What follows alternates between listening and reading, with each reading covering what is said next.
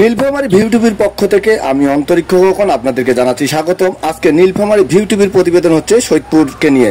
Saidpur airport 1971 সালে পাকিস্তানি সামরিক বাহিনী তাদের নিজেদের প্রয়োজনে এই এয়ারপোর্টটি প্রতিস্থাপন করে। সময় পর্যন্ত পরিত্যক্ত থাকলেও 1979 সালে শুরু হয় যাত্রীবাহী বিমান চলাচল। এরপর নানা প্রতিবন্ধকতা পেরিয়ে সৈয়দপুর রুটে নিয়মিত ফ্লাইট পরিচালনা করছে দেশি ও বেসরকারি 4টি এয়ারলাইন্স।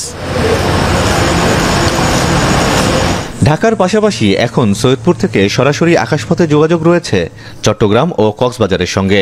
এতে ব্যবসা বাণিজ্য যেমন সহজ হয়েছে, তেমনি পর্যটকদের জন্য সুবিধা বেড়েছে কয়েক গুণ। 2017 সালে এই বিমানবন্দরকে আন্তর্জাতিক করার ঘোষণা দেয়া হয়।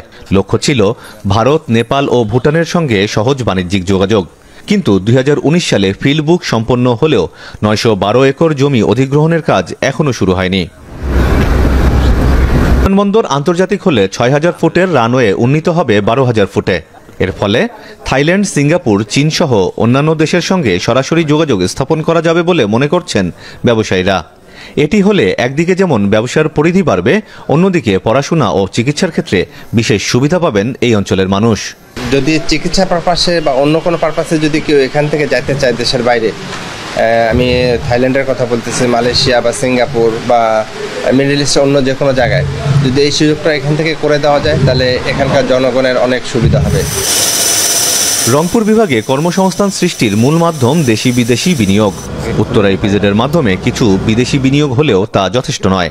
বিশ্লেষকদের মতে সৈয়দপুর আন্তর্জাতিক বিমানবন্দরে রূপান্তর হলে বিদেশি বিনিয়োগের ব্যাপক সুযোগ সৃষ্টি হবে। এটাকে আন্তর্জাতিক বিমানবন্দর হিসেবে যখন চাই, তখন নানাবিধ সমর্থিত অসমর্থিত কথাবার্তা শুনতে পাই যে এটি প্রতিবেশী দেশের প্রভাবে এখানে এই বিমানবন্দরটা আন্তর্জাতিক বিমানবন্দর হয় না। ফলে আমরা মনে করি যে সেই চাপগুলোকে উপেক্ষা করবার এখনই সময়।